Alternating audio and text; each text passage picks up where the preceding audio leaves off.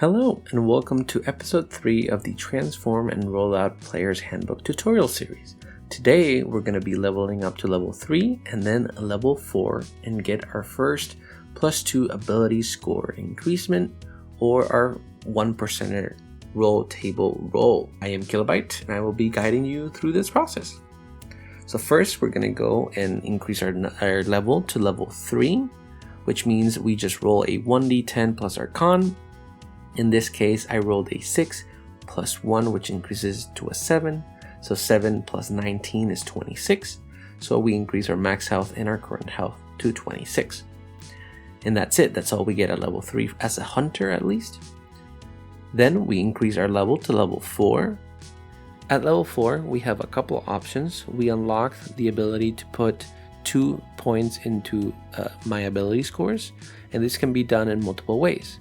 You can do 2 points into a single ability score, or you can break them up and have 1 point go into 2 different ability scores.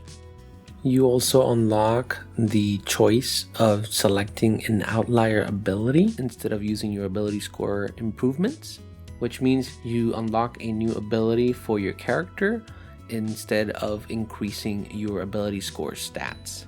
These outlier abilities are abilities that your character unlocks later in life, and that's kind of like the lore behind it. But in this case, I will be choosing to increase one of my ability scores by 2. I'm going to increase my intellect plus 2. So this 9 becomes an 11, which then turns this little number next to it, the -1, to a 0. Our intellect becomes 0 instead of -1, and our initiative, instead of being 0, becomes a +1.